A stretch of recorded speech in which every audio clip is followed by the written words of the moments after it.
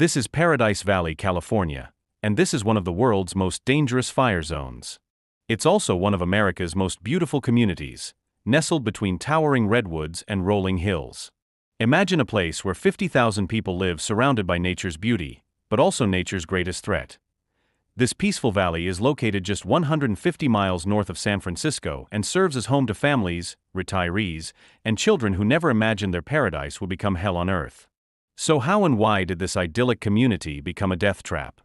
How did Sarah Martinez fight to save an entire town from complete annihilation? And what corporate conspiracy turned a manageable fire into California's deadliest disaster? That day, what Staff Sergeant Sarah Martinez discovered wasn't just a natural disaster. It was America's biggest climate cover-up. Staff Sergeant Sarah Martinez never expected her reassignment to California's Emergency Response Division to become the most important mission of her career. At 31, she had survived combat zones around the world, but nothing had prepared her for the enemy she would face in the forests of Northern California. The call came at 3:47 a.m. on a Tuesday in October. Sarah's secure phone buzzed with the emergency code that meant everything was about to change: Red Dawn. In California's emergency response system, that code meant only one thing: a catastrophic wildfire with potential for mass casualties. Colonel Patricia Hayes, Sarah's new commanding officer, was already in the Emergency Operations Center when Sarah arrived. The walls were covered with screens showing satellite imagery, weather patterns, and evacuation routes. But what Sarah saw made her blood run cold. "Martinez, we have a situation that's about to become a catastrophe," Hayes said, pointing to the largest screen. 6 hours ago, a fire started in the Mendocino National Forest. Normally, this would be a routine containment operation. But this fire is behaving like nothing we've ever seen. The satellite imagery showed a massive wall of flame moving at unprecedented speed through the forest. The fire was advancing at over 40 miles per hour, nearly twice the speed of any wildfire on record. "How is that possible?" Sarah asked, studying the data. "That's what we need to find out. But here's the immediate problem: there are 50,000 people in Paradise Valley directly in the fire's path. If current wind patterns hold, they have less than 18 hours before the fire reaches the town." Sarah looked at the evacuation timeline on another screen. 18 hours should be enough time to evacuate everyone. Hayes pulled up another display. Under normal circumstances, yes. But there's only one major road out of Paradise Valley: Highway 191. It's a two-lane mountain road that can handle maybe 2,000 vehicles per hour under optimal conditions. Sarah did the math quickly. 50,000 people, roughly 20,000 vehicles, one road. That's 10 hours minimum, assuming perfect conditions and no panic. Exactly. And we're not dealing with perfect conditions. Weather Service is predicting 60-mile-per-hour winds starting this afternoon. Those winds will push the fire directly toward the town and make evacuation nearly impossible. Sarah studied the terrain maps. Paradise Valley was surrounded by mountains on 3 sides, with only the one road providing access to the outside world. It was a geographical trap waiting to spring. What about air evacuation? We have helicopters and aircraft on standby, but they can only handle a fraction of the population. Sarah, we're looking at a potential disaster that could kill thousands of people. Hayes activated another screen showing wind patterns and fire behavior models. But here's what's really troubling. This fire isn't behaving naturally. Our meteorologists and fire behavior analysts are saying the burn patterns, the speed of advancement, and the intensity are all wrong for the environmental conditions. What do you mean wrong? I mean this fire is burning hotter and faster than the weather and terrain should allow. It's almost like... Hayes paused, like it's been artificially accelerated. Sarah felt the familiar chill she got when a routine mission revealed something much darker. Are you suggesting this fire was deliberately set? I'm not suggesting anything yet. But I need you to lead an advance team into the fire zone. Your mission is threefold: assess the situation on the ground, assist with evacuation efforts, and investigate what's really causing this fire to behave so abnormally. Sarah looked at the screens showing the wall of flame approaching Paradise Valley. Who's on my team? 3 specialists: Dr. Elena Rodriguez, a fire behavior expert from UC Davis; Marcus Chen, a meteorologist from the National Weather Service; And Captain James Thompson, who you've worked with before.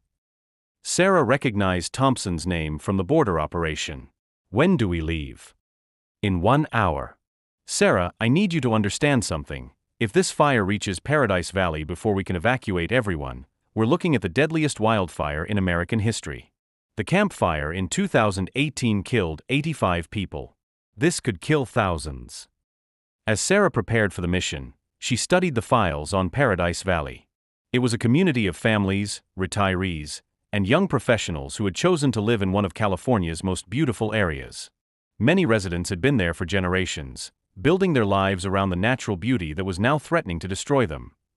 The helicopter flight to the fire zone took 45 minutes, and Sarah could see the scope of the disaster from the air. The fire had already consumed over 100,000 acres, creating a smoke column visible from space. But what struck her most was the organized, almost geometric pattern of the burn. "This doesn't look natural," Dr. Rodriguez said through the helicopter headset. "Natural fires spread in irregular patterns based on terrain, vegetation, and wind. This fire is advancing in almost perfect lines." Marcus Chun was studying his meteorological instruments.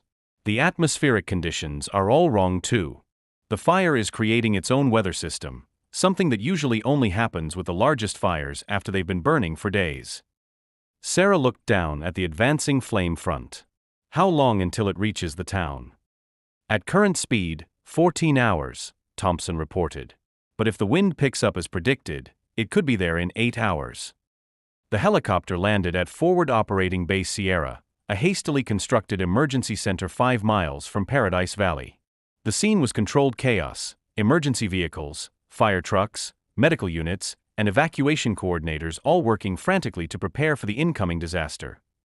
Sarah met with Fire Chief Robert Sullivan, a 30-year veteran who had fought fires throughout California. His weathered face showed the strain of someone who knew they were facing an impossible situation.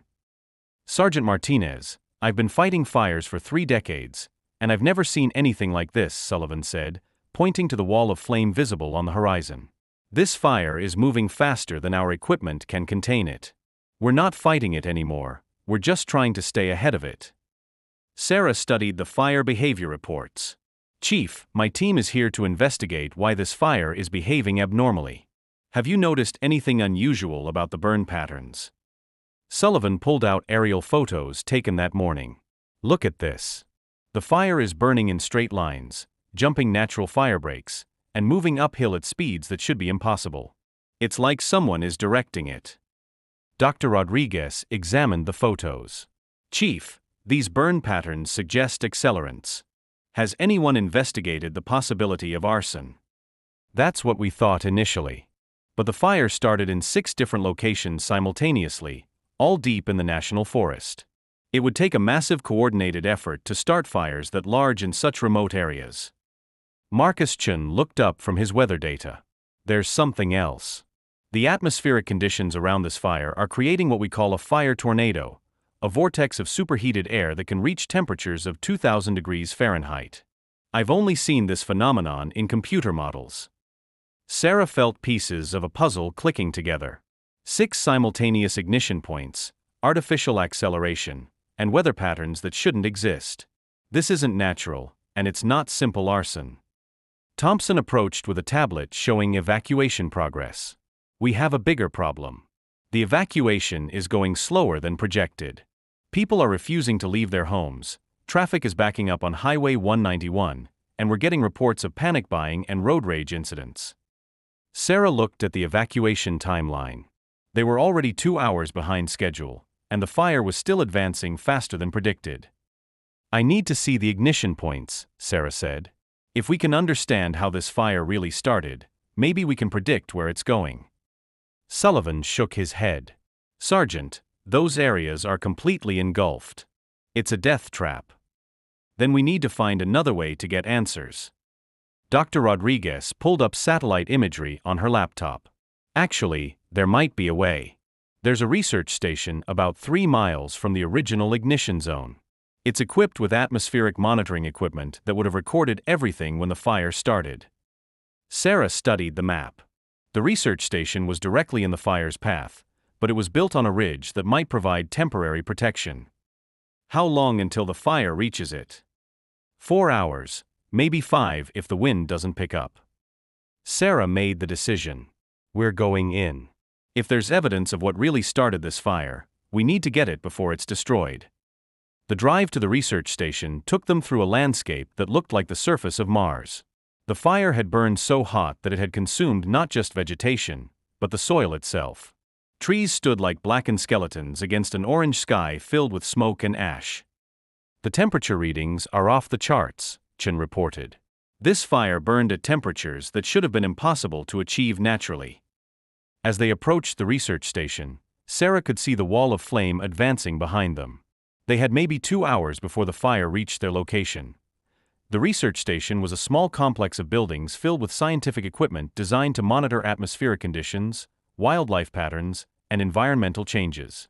Dr. Rodriguez immediately went to the data recorders, while Sarah and Thompson secured the perimeter. "I'm downloading 6 months of atmospheric data," Rodriguez called out. "If something artificial caused this fire, it should show up in the chemical analysis." Chen was monitoring the approaching fire. "We need to move fast. The fire is accelerating again." Sarah received a radio call from the evacuation command center. "Ghost 7, this is command. Evacuation is at 60% complete, but traffic has stopped completely on Highway 191. We have a 10-mile backup." "What's causing the delay?" "Multiple vehicle breakdowns, accidents, and people abandoning their cars to walk. It's complete chaos." Sarah looked at the timeline. If the evacuation couldn't be completed, thousands of people would be trapped when the fire reached Paradise Valley. "Download complete," Rodriguez announced. "But you're not going to believe what I found." She pulled up the atmospheric data on her laptop. The readings showed massive spikes in unusual chemical compounds at the exact moment the fire started. "These chemical signatures don't occur naturally," Rodriguez explained. "They're consistent with military-grade incendiary compounds, specifically compounds designed to burn hotter and faster than anything found in nature." Sarah studied the data. "Are you saying this fire was started with military weapons?" "I'm saying something was used to start this fire that's not available to civilian arsonists. This is advanced chemical warfare technology." Thompson looked up from his radio. "We've got bigger problems. The evacuation has completely stalled. People are abandoning their vehicles and trying to walk out, but the smoke is so thick that many are getting lost and walking back toward the fire." Sarah made a decision that would define her career. "We're going back to Paradise Valley. If people can't evacuate, we need to find another way to save them." The drive back to town was a nightmare. The highway was clogged with abandoned vehicles, and families were walking along the roadside carrying whatever possessions they could manage. Children were crying, elderly people were struggling to breathe in the smoke, and the panic was spreading faster than the fire itself. When they reached Paradise Valley, Sarah found a town in complete chaos. Emergency services were overwhelmed, the hospital was trying to evacuate patients, and thousands of people were stranded with no way out. Sarah radioed the command center. "Command, this is Ghost 7. The evacuation has failed. We need alternative solutions immediately." "Ghost 7, we're working on helicopter evacuations, but we can only handle a few hundred people per hour.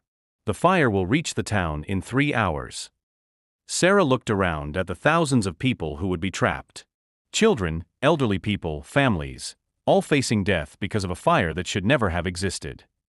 "Dr. Rodriguez, is there any way to slow this fire down?" Rodriguez studied her data.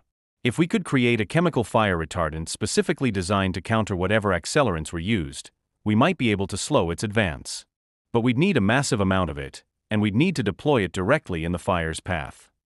"What would that take?"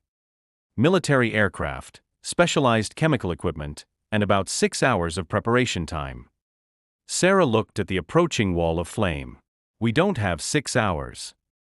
Thompson approached with an update. "Sarah, I've been monitoring radio traffic. There's something strange happening. Multiple private aircraft have been spotted in the area, and they're not part of the emergency response." "What kind of aircraft?" "Unmarked helicopters and small planes. They've been flying grid patterns over the fire zone for the past 6 hours." Sarah felt another piece of the puzzle click into place. Are you thinking what I'm thinking? If this fire was artificially started and accelerated, someone's been monitoring its progress very carefully. Chun looked up from his weather instruments. There's something else. The wind patterns that are pushing this fire toward Paradise Valley, they're not natural either. Someone has been using weather modification technology to control the fire's direction.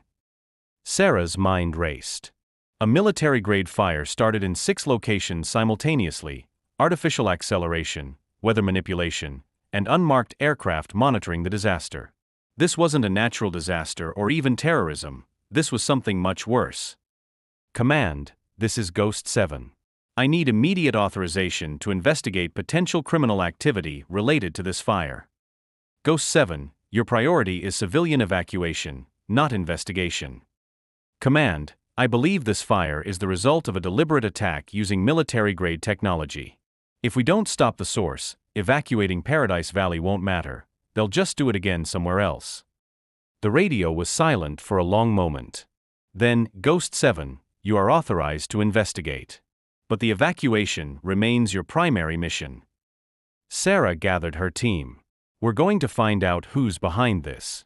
But first, we need to save as many people as possible. Over the next 4 hours, Sarah coordinated a massive helicopter evacuation effort while simultaneously investigating the source of the artificial fire. What she discovered was a conspiracy that went far beyond a single disaster. The unmarked aircraft were owned by a private military contractor called Phoenix Solutions. The company had been testing advanced weather modification and incendiary weapons for potential military applications. Paradise Valley had been chosen as a test site because of its isolated location and the potential for dramatic results. But the test had gone wrong. What was supposed to be a controlled demonstration had become an uncontrollable disaster threatening 50,000 lives. Sarah's team managed to evacuate 47,000 people before the fire reached Paradise Valley. The remaining 3,000 people took shelter in the town's emergency bunkers, which had been built to withstand earthquakes but proved effective against fire as well. The investigation that followed exposed Phoenix Solutions' illegal weapons testing and led to criminal charges against the company's executives. The technology used to create the artificial fire was banned internationally, and new regulations were put in place to prevent similar incidents. 6 months later, Sarah received a letter from Emma Chun, a 9-year-old girl who had been evacuated from Paradise Valley. The letter, written in careful handwriting, said, "Thank you for saving my family, Miss Sarah. My mom says you're a hero. I want to help people like you when I grow up." Sarah kept Emma's letter on her desk as a reminder of why she chose to serve. Climate change was making natural disasters more frequent and severe, but the real danger came from those who would exploit these disasters for profit or power. The fight against climate-related disasters wasn't just about preparing for natural events. It was about preventing artificial ones created by those who valued profit over human life. As Sarah continued her work in emergency response, she knew that Paradise Valley wouldn't be the last community to face such a threat. Climate change was creating the perfect conditions for both natural and artificial disasters, and only vigilance and courage could protect the innocent from those who would exploit the chaos. The climate crisis was real, but so was the human capacity for both evil and heroism. Sarah Martinez had chosen which side she would fight for, and she would continue that fight for as long as there were people who needed protection from those who would turn nature's fury into a weapon. Paradise Valley was rebuilt, stronger and more resilient than before. But the real victory was the knowledge that when corporate greed and military technology combined to create artificial disasters, there were still people willing to risk everything to protect their communities. The war against climate disasters, both natural and artificial, continued, but Sarah Martinez would be there to fight it, one rescued life at a time.